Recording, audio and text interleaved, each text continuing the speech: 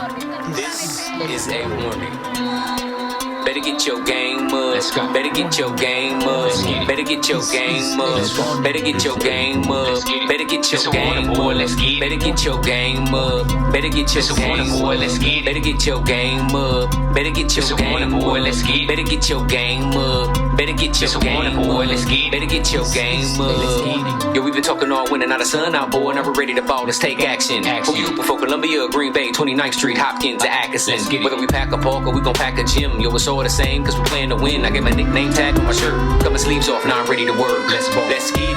Let's get it. We reppin' for our city. This a warning, boy. Milwaukee, Wisconsin. Population a little over 500,000 people. It's the city that sits off the coast of Lake Michigan. It's a hard-working, blue-collar type of town. We cheer for the Bucks and the Milwaukee Brewers.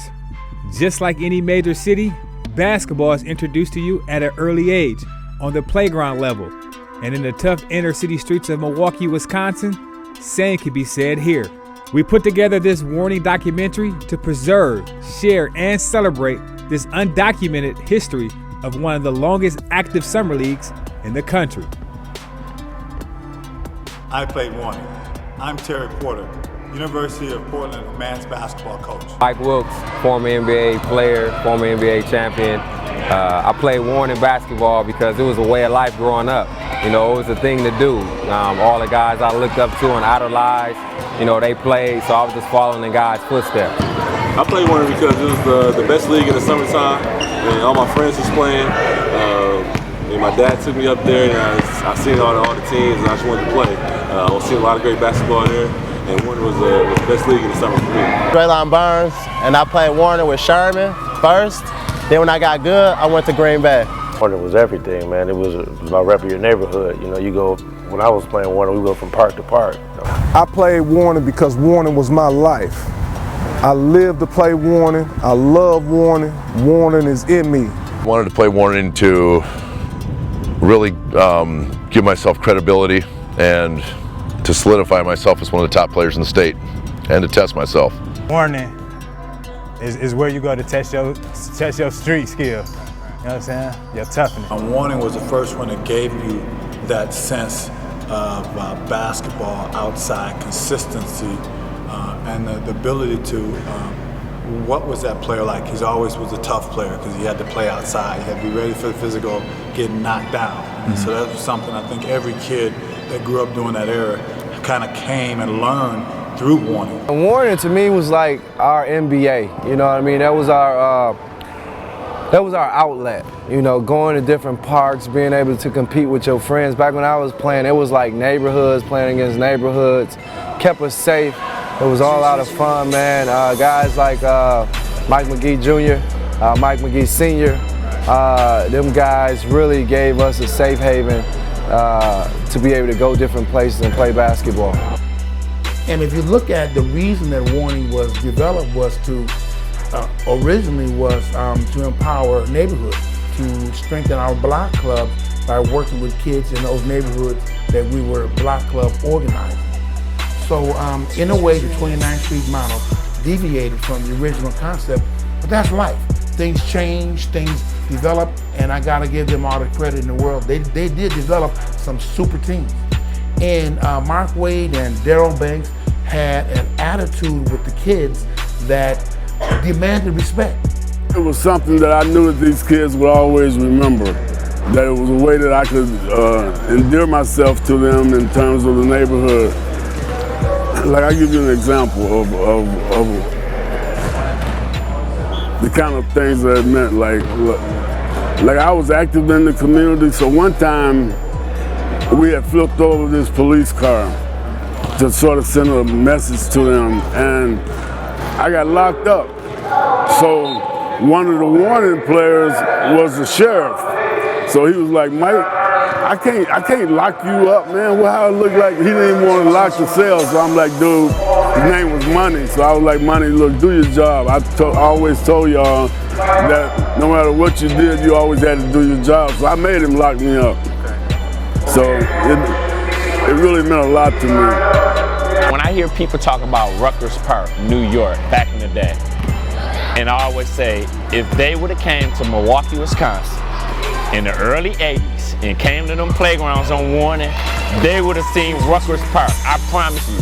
And I'm not saying, you know, we was better in New York, but we was just like them. We did all that way before they did the movie about Rutgers and all that and Above the Rim. We was doing that live and in living color every day on probably 5 different playgrounds, everybody hanging around the fences, having fun, having camaraderie. Now they do a movie about it. We're in a small, because we're in a small market. I understand that now from playing professional basketball. We're in a small market. They ain't gonna talk about us. They only talk about what's going negative around here. They ain't gonna talk about the positive that Warren produced so many pros, so many people that from Warren that went to college, so many people from Warren working in the community that are legislation and all that. They'll never say that. You can't compare Warren and that because Warren, I mean, Rutgers was, it was all like NBA players or superstars. You know what I mean? It was nice, but it was celebrities. I mean, we talking about guys from the hood that can play. That some guys couldn't play high school ball because they didn't have a grade. If they played Warren, then you be like, this guy can make it, but he just didn't have a, you know, and you see that. You see what Milwaukee was bringing up. Guys weren't coming to recruit in Milwaukee back then. You know what I mean? So guys wasn't really going to school. It was a different time.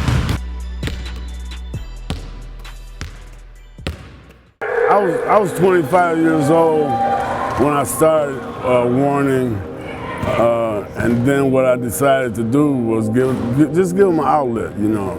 That's basically what it was about. When I got back from Vietnam, I noticed that a lot of guys was just hanging around the playgrounds, shooting dice and just getting in trouble. So, plus it was a way of crime prevention because, you know, when they played the games, they played Monday through Thursday. So, you know, when they would win, they would be tired. When they would lose, they would be tired, and too tired to get into trouble. In the early days, we didn't charge anything that I can recall, but we gave kids shirts, jerseys, shorts, and tennis shoes. We had a brother who worked downtown. I can't remember the name of the store now, but he donated hundreds and hundreds of pair of tennis shoes. They weren't Nike Jordans, but they were tennis shoes. And many of our boys came from impoverished homes and families, and a pair of free sneakers was a very big thing. So each playground would have like 200-300 people attending, so it had the whole neighborhood involved. Even guys who didn't play, they had their favorite teams. And the way I set it up was, you know, you had a home game and then you had a away game. So if guys would treat you bad when you were at their place, then you know you had to go back to the other place.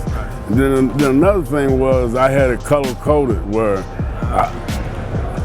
like everybody had a different color shirt, and like they didn't know it then, but it was my way to track them. Because if they said a kid had on a purple shirt, I knew where he was from.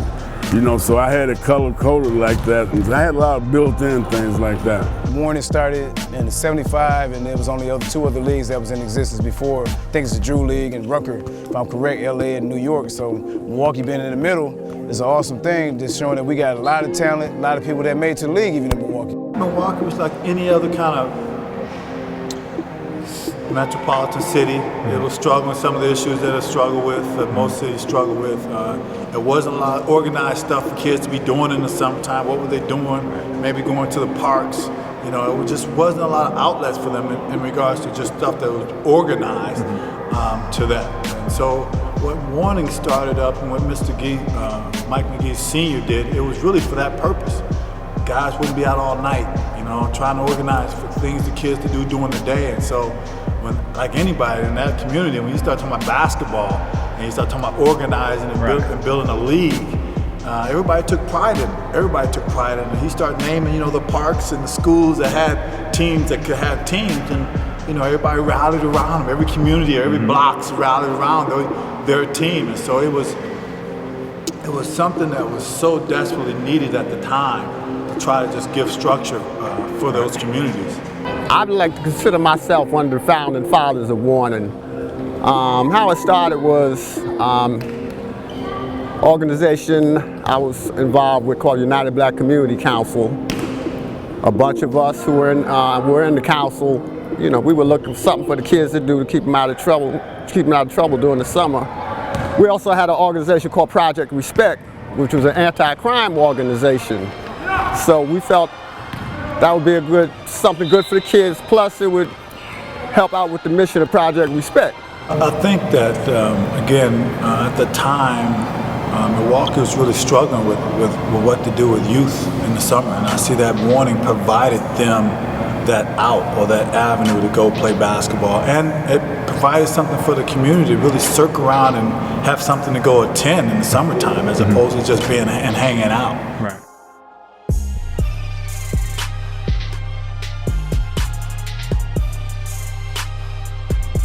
A lot of the funding that we got was things that we went out and got ourselves. Michael McGee was a senior. He was very instrumental in terms of the funding that we got.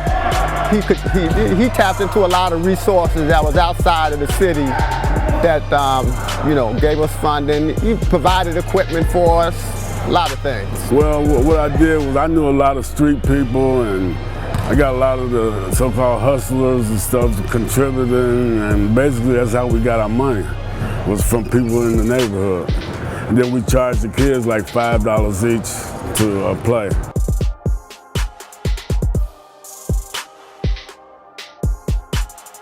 Committee assignments I had was a Community and Economic Development Committee. And that committee controls block grant, which is HUD funds that come into the city for poverty indexes.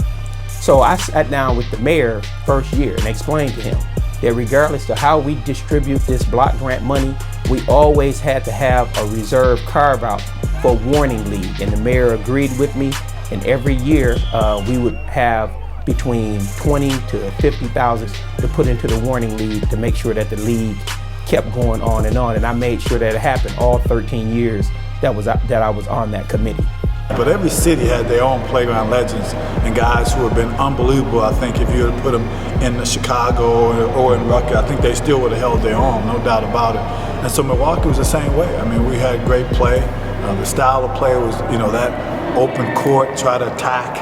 I think that, so from that standpoint, I think it was something that they have been very proud. They were very proud of their style of play, and very proud of how they went about and how they competed. I think what Warning brings to the table in regards to what it's done to save lives and to open up doors and avenues for young men that's looking to further their education and go to college, I think it's a hidden secret. I think it's a hidden gem in Milwaukee. Anytime you have an opportunity to have something that's that special, been around that long, and has done so much like it has for our city, I think it's something that should be shined and held up for the whole wide world to see. One of the most exciting things for me in my job when I was actually helping to run Warning was receiving calls from colleges, major colleges, actually coming to Milwaukee to see players, and they would call and find out what park or where would they go to see that player. So again, having something that has so many things that do for our community, such as saving lives, but also to be that thing that nationally major colleges come into our town to see different players, is exciting to be a part of that. And I think that tells the credibility and the level of acceptance through Warning. Hey man, it was a lot different from anything I ever played, because it was more like friends. It's like, in schools it's more like fans and students. When it's Warning, it's your friends, it's other people's friends, it's just rah, rah, rah. So you want to play good, and because that's the main stage in the summer. Warning taught me that your name doesn't mean anything when you're at the park. When you're playing out there, you got to bring it every day, because somebody's looking to kill you, and if they do it, they're gonna talk about it for the rest of the week until you get another chance to prove yourself. So I took that with me. Like every time I'm on the court, I try to prove myself and take it like it's my last game. Growing up, it pretty much was a stamp that you could get on your game. I played in a majority of Catholic school leagues. Was one of the better players in all conference and all state and all area, but I just didn't have that respect from the city conference guys. We play in the summertime, and I hadn't had the opportunity to always play in the summer because I was playing in various basketball camps throughout the nation and the country. Worked out individually all the time, so playing at Lincoln Park or at the various parks in the summer was something that I never really had the opportunity to do or had the chance to do due to time and just interest I would get from a lot of people. Was, well, you're playing well against a certain type of competition, And I would hear that year after year, and just one summer I just kind of got tired of it, and I just said, all right, I'm going to show these guys and let them know that wherever I play, it's the same outcome, and that's where I got the respect, and I got the true accolade that was really important to me, and for the development of my game. The atmosphere, you had all kind of things going on. You had the trash talking, you had guys gambling, you had all kind of things happening during the game that I had never saw before, and you had to really be mentally tough because every possession it was a magnificent atmosphere. So you had to be on point every single time you had the basketball. In that league, it was a jumping board for a lot of players, a great way to test your skills and get some national exposure. Milwaukee it's an untapped resource, or an untapped market really, for great basketball players. I mean, you see so many players that have played in Division I, and there's just great basketball in Milwaukee. I mean, if you want to play in Wisconsin, you got to go to Milwaukee and play and test yourself for sure. I know, well, Jermaine Osley was like one of my mentors, number one. Grew up watching him play and emulated a lot of things that he did. And, the mentality, of the game, like back then, there were hundreds of Milwaukee athletes that, were great basketball players. But, like you said, the grades might have gotten away, so Warren was always a way for them just to, display their talents, to let the city know that, who they were, like, as a person. And a lot of times here, you didn't have to be in the NBA to be known. Like, if you were known, like, from the Warning League, like, hey, that'll get you in some places around the city, and you know what I'm saying, like, you were the man. So it was a way of life, 29th Street Playground was a park I grew up playing on. It was directly behind my house. It was our escape, man. It was a dream. I still remember, I couldn't wait to get home from school, to run across the alley, run through the tennis court to get to the courts, man, to get out there on the court and compete, to play with some of the older guys, to test my skills, and to get better, man. It was just so much fun. It was just a pure love for the game, man, and that's what we did growing up, man, and Warren was a big part of that, and I'm so thankful, that league was around, to give us that opportunity and give us that escape. Warning was the only game in town. That was before AAU and some of these other things. So that's where you showcased your talent. And plus, it wasn't under the same regiments of the high school game. So it was an actual playground league. So you could do playground type things that you wouldn't been able to do under the structure of high school basketball. So it was very exciting. Warren kids were just tougher back in the day. I always thought that if you played Warren and you was a city kid, you had a mental edge over everybody else. And I kind of used that to my advantage. Yeah, the style of play was more like outside. Everybody knows it's harder to play outside, it's harder to jump, it's harder to shoot.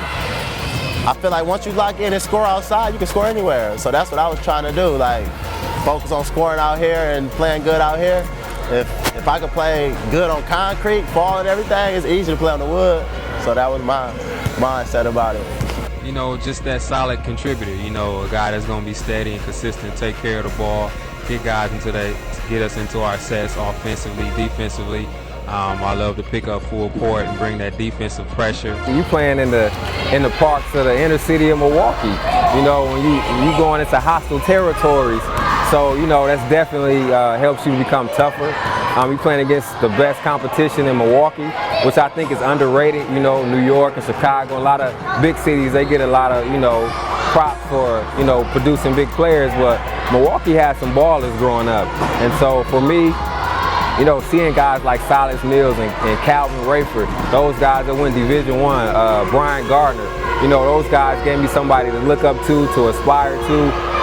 It gave me some vision, to say, hey man, I can, use basketball to get an education, to go to a Division I college and see how far this thing will take me. There's been a lot of guys that came before me that I know, Durrell Banks and a bunch of other guys who really paved the way for me in regards to just laying down the foundation and getting that in.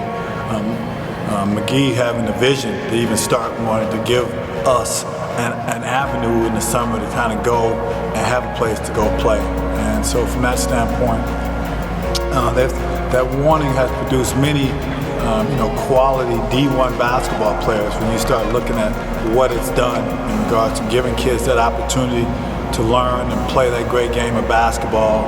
And takes some unbelievable intangibles, a toughness about it, ability to really compete and learn how to play basketball the right way, really fundamentally sound, with a little bit more flash. You know, you gotta have a little flash, you have to have some flash to it, but again, it was about competing at such a hard level that I think that's something that I learned from that. It was, you know, part of my early learning and exposure to warning, and something that carried and followed with me throughout all my different levels of steps in regards to competition. And it's something from a coaching standpoint that I always try to have our guys play with a great amount of passion and compete hard and play with the toughness. And I think, again, you go back to a lot of those warning games, and that's what you saw at those games. Guys competing, really getting after it, playing with the toughness, the mental toughness, the determination, and that's so critical in basketball. That's a separator. The most known player was Pearl Washington, Dwayne Pearl Washington. Dwayne Pearl Washington was related to Tyson Clark and Royce Clark, and he came here to visit them for one summer, and he actually played warning, and that was like one of the more exciting summers of warning because everybody knew who Pearl Washington was, and this was a chance for the Milwaukee basketball players to get, you know, to see how they stacked up against who was probably the #1 sports icon in college basketball. I mean, if you really look back on it, Pearl Washington is the person who put the Big East on the map when he went to Syracuse. The Big East was nothing until Pearl Washington went to Syracuse and put it on the map. So he's probably the biggest icon that we had that came to Milwaukee and played in warning. Pearl Washington played for Syracuse. He actually came and played for a few teams claimed him, so I don't know who he really played for, but he came, he had family members here. And another brother, Rodney Moreau, he played as well. He played for North Carolina State. They came and Pearl, he got off here too, but he also saw that Warning had some real players that he couldn't even mess with. So it was good, man. It was really a fun time at the time. And anybody who played, this is the key point. Anybody who played Warning, if you went to college or you went to the pros, you had to come to this playground. If you didn't come to the playground, you wasn't even, your credibility was zero. Back in the 80s and 90s, if you think about it, a lot of the city schools were getting upstate and they were winning championships, and most of them kids played Warning. Now we're not seeing as many city schools get up there, probably because of how things are structured now as well, but I still think that has a little bit to do with it too. Warning was, I know, everything to my development because I always been a competitor, and it just brought out that competitive edge, and I was out of the street life. You know what I'm saying? And that's something that my mom, she kept me in every blacktop Warning, every league every league she can get me signed up in, I was there. You know what I'm saying? So that pretty much kept me away from the streets, you know what I'm saying, and made me challenge myself on a basketball level. So Warning, man, Warning, you could say saved my life, you know? There's guys like my good friend, he's actually my best friend, Dante Peanut Butter Hicks, who didn't play a whole lot of high school basketball, as you stated. Dante Hicks would get on that basketball floor and would dominate, you know, some of the premier point guards that were all state, all city, who were getting all the accolades, but you had to prove yourself every Tuesdays and Thursdays when it came to Warning. You know, whatever happened last Thursday, well, this Tuesday you have to prove it again. People like Jermaine Owsley. Jermaine, a guy who didn't play a full season of high school basketball, but you knew if you had a talent like that, you had an opportunity to win a championship. You know, even a guy, let's take it a step further, a guy like Tracy Gross, who didn't play a lot of high school basketball, but was the smartest, probably the quickest, probably the most elite athlete that we've never seen at the upper level, who had that type of talent. You know, so Warning always displayed, and the list goes on and on, it always displayed these phenomenal talents. And some of these guys will never even hear of, and were never even heard of, and that I probably never even mentioned, but they all played in this Warning league. You weren't playing in Warning, like growing up in our era, it was something wrong with you because that was the best competition. And if you considered yourself one of the better players, you wanted to compete against the best. And so, man, like I said, to come along and follow those guys' footsteps, you know, the guys that came ahead of us, man, it was an honor. But we just love to compete and play, and so, you know, Warning was a great platform for us to do that. Well, I think it was a great experience for me. I was just happy that I was accepted and could come and play with the, you know, I was invited to play with them, and I think I did pretty well. We developed lifelong friendships, and, you know, got to play some amazing basketball. You weren't going to compete in the AAU circuit statewide nor nationally if you didn't have some of these tough players that the Warning League brought. And you could see guys compete at the highest level of summer basketball. I mean, the talent always was here. I mean, if you watch the Warning games, you could see it was here. We just weren't getting exposure and opportunity. Guys weren't coming to look in Milwaukee.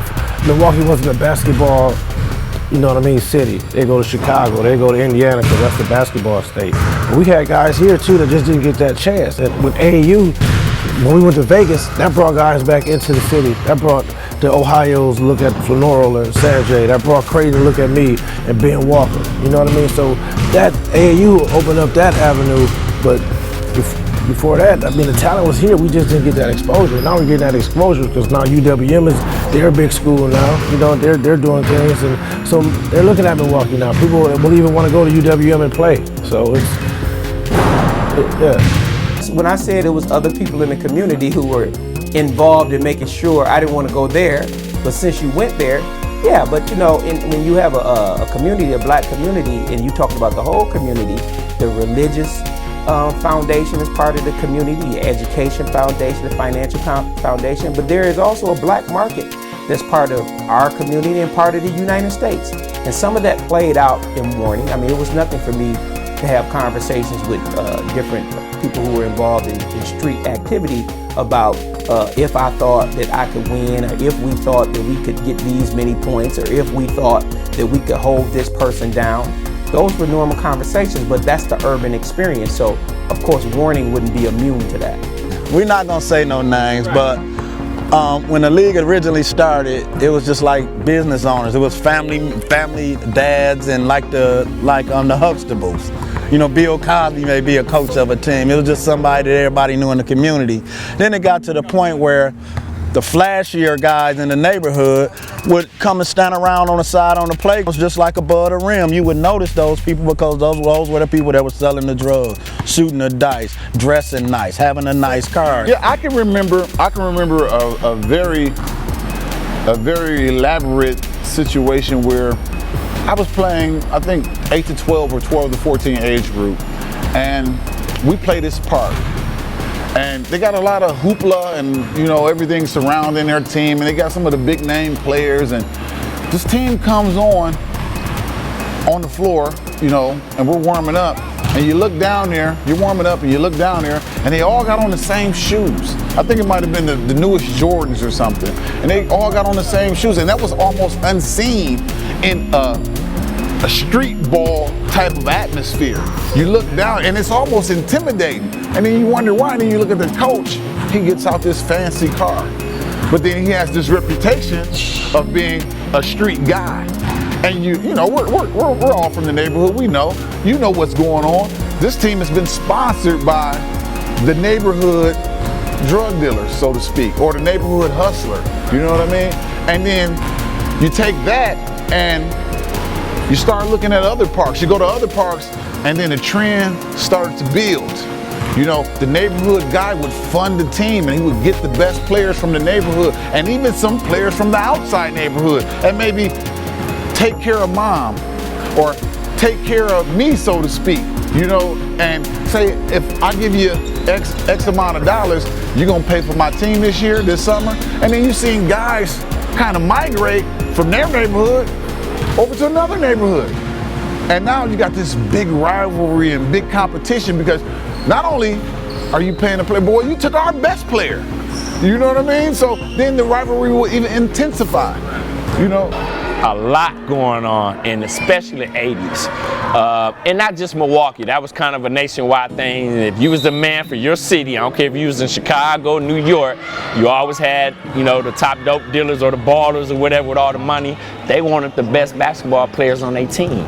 You know, they bought them Jordans. You know, I was a part of a couple teams here that did that, you know, and that's just what it was. But They meant well, and they wanted us to stay off the street and focus on basketball. But as far as actual cash to play, that never happened. Now, did we have relationships with some of the young men when they were getting ready to go to prom, or they wanted to go to college and they didn't have the resources that they need? Would we chip in? Of course. But we still do that to this day. I think it did affect Warren a little bit. Like you mentioned, now kids are traveling out of state to play basketball for AAU. Back with Warren was AAU for a lot of people. Not a lot of people could play AAU back then. You had to be like the cream of the crop to be able to play AAU. But everybody had an opportunity to play Warren. And Warren was that time when you just played with your friends. It was you guys versus everybody else, you know. So yes, when AAU came into play, as it's gotten bigger, most kids now play AAU. I think the other aspect is most kids now don't play outside anymore, you know. I think we played outside, not that we had to play outside, because we wanted to. If you don't come with that warning mentality to Madison, it was, you know, the journey was going to be tough. And a lot of people looked at it on the outside looking in as just, oh, it's just a basketball league, when in actuality it was a mentality that you took to high school ball with you. So when we made it upstate, we kept that same type of warning mentality and that camaraderie, which we knew we can go far with. And on our team specifically, everybody didn't play warning right out the gate. So it was just a couple of us from the Runner Rebels playing warning. So we recruited, we like, man, y'all got to come play in this league so we can have this camaraderie throughout the summer. And we didn't say anything, but it was a couple of guys that we felt could have got a little more tougher. But we got them out in those parks. We had them people standing on the sideline, and that gives you a more of a self-esteem booster at the end of the day. I think it was more of the time starting to change. When I was coaching, I had a team that was a neighborhood team, and then we had some players come and play. And we actually introduced those players to travel basketball. So we didn't have travel basketball that came and played Warren. We actually took Warren players and took them to travel basketball. I was actually fresh from a Warren game, and you know those were the summers that when Warren's kind of coincided with the AAU game. So I remember talking to rivalry Warren teams and like telling them, like, when I go out in Vegas, I'm going to kill. Like, I'm going to kill because that's where the coaches is at, and that's our time to actually take from when we took from on the Warren court, being at Green Bay Playground where I play, to put it on show and on display out there in Las Vegas. So it was a couple of games, you know, I was warming up, you know, 28s, 27s, and then one game against the Utah team, I actually got in the zone, and I felt like the bucket was about big as this building that we standing in, and I couldn't miss, and ended up scoring 40 points. And that year, it was some big time NBA players out that year, and it was just great for the city just to call back home to my Warren coaches and let them know, like, I did what you guys told me to do. Go out here, represent Milwaukee, and it all plateaued from Warren, but springboarded through that AAU. AAU was a little bit different back in the day. First of all, it wasn't that many teams as it is now. You know, everybody and their mama got an AAU team now.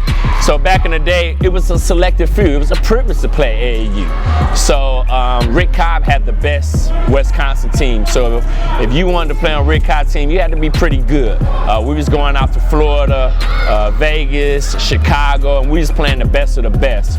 But we had a pretty good team. They had Jim McIlvain, NBA player, Damian Key, Ty Evans from Beloit, Silas Mills. So we had the best of the best. AAU affected Warren because of it made the Warren situation have to change. Remember what I said, all the kids that were drug dealers, shoot dice, drink, that did all the extracurricular activities that they weren't supposed to do at that age, those aren't the ones that are recruitable.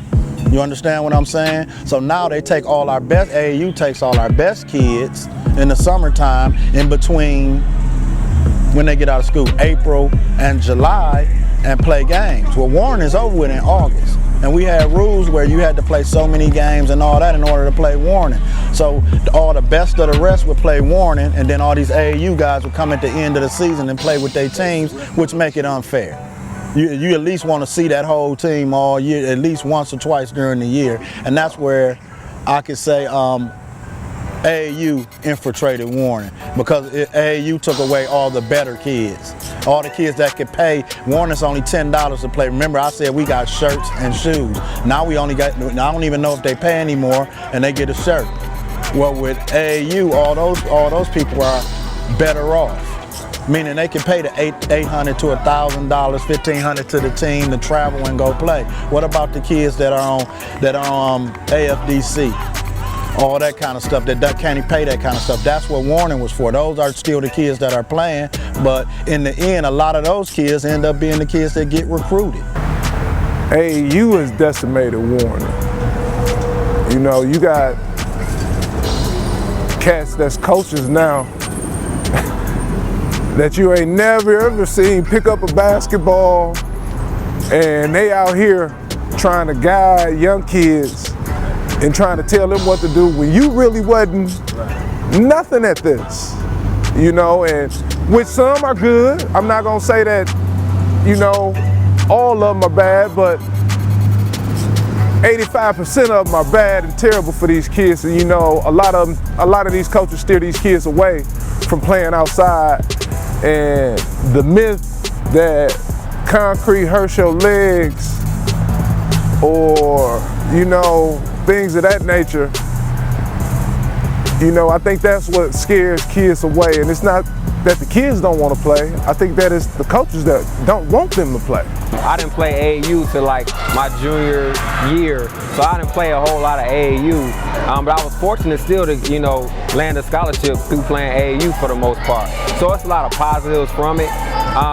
But, you know, one of the negatives I think is that it did impact, you know, some of the summer leagues like, you know, Warning, where, you know, kids, we used to be on the park all day, every day. You know, now with AAU, kids are traveling a lot more, they're going a lot more, and it's different. We played outside like all day. Kids nowadays, like, they want to play inside, you know, it's a different era, you know, so, you know, I think AAU has, you know, impacted the league in that way, but, you know, it's some positives and negatives with both. Initially, it was a positive impact because it brought some people who wouldn't have normally been able to come to Warning games or play in Warning to play Warning.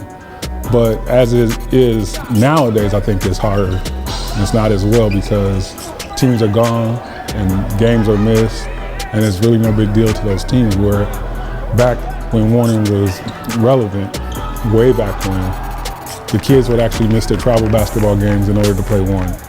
They had a Warning championship we had 1 year, and the guys, we had to force them to go to their championship nationally because they wanted to stay here and rep the neighborhood instead. Nation is coming from other places, and it's not the same importance as it may have been in the past. So, you know, the AAU circuit has really grown. You'll have a lot of individual workouts that, you know, programs will allow their players to participate in. So they're playing in so many different areas, and they probably, you know, have been advised that, you know, not to play any type of street basketball due to, you know, potential getting hurt or, you know, anything of that nature. So I think the importance has dwindled because there's been so many other avenues for these young people to participate in. You know, there's some organizations that's behind it who are doing the best they can to keep this thing up and running, and I applaud them. But Warning was almost the heartbeat of this city. You know, back in the 80s, the 90s, when I kind of came through, it was the heartbeat of this city during the summertime. It was what kept a lot of kids out of the streets doing other things, you know? So to see it kind of be a shell of itself and know that if it would have had the documentation, the coverage, the media coverage that, as you mentioned, the Drew League had, the Rucker Park League had, this league in the city of Milwaukee would have been questionably one of the best leagues of all time as far as summertime street basketball goes. The need of Warning is not as big now as it was back then. I mean, you got so many more outlets. AAU now has played a huge factor, and that's really taken over when you start thinking about some of those type of leagues, those summer leagues. You know, the exposure the kids get nowadays, they get to travel over the country. I mean, when I was growing up, I went to one camp. It was the Junior Bridgman camp that was held at North Division. That was it, a free camp. I never went to any other camps. And so now you're talking about all the AAU programs that are traveling around the country and getting exposure. And kids nowadays are just getting so much more opportunity to go see different cities, see other players, and so, you know, it's just a different landscape. AAU affected Warner a lot just because a lot of times it was going on at the same time. I remember a couple times I had to miss my Warner games to go and play nationals, but Warner also sets you up to be ready for that stage. So AAU is a great stage to play for the college coaches, which is what everybody wants to do, and Warner sets you up to be ready for that. It might affect the Warner a little bit, but I think it goes hand in hand. You get to play with your friends there, and you can take it across the country. So a lot of Warner teams went on to be great AAU teams. So I think it goes hand in hand as a great combination. When I was growing up, like, that's what we did. We walked from park to park. If we playing 5-on-5 here, we play 7 games, and then it's over, the 7 games over, everybody leaving, we walk into the next park. And we playing there. We probably stop at Aldi's, grab some sodas and some honey buns, and we walking straight to the next park. Like, that was our summer. You know what I'm saying? To try to hit every court every day. That part of the game is missing now. That hunger, because kids now, they don't even want to play outside. You know what I'm saying? My knees, and you still growing. Your knees, you know what I'm saying? Your knees don't matter right now. You know what I'm saying? Like, we didn't have that luxury of, you know, a Midwest baller. We didn't have that internet. We didn't have that Facebook. We didn't have none of that. You know what I'm saying? MySpace was just starting to crack then. You know what I'm saying? So we was still out in the streets playing cans and playing jump rope, and that's what I think, you know what I'm saying, is missing in this generation, besides the, you know what I'm saying, the AAU market and everything else. It's like, now it's not even safe to play on the streets now.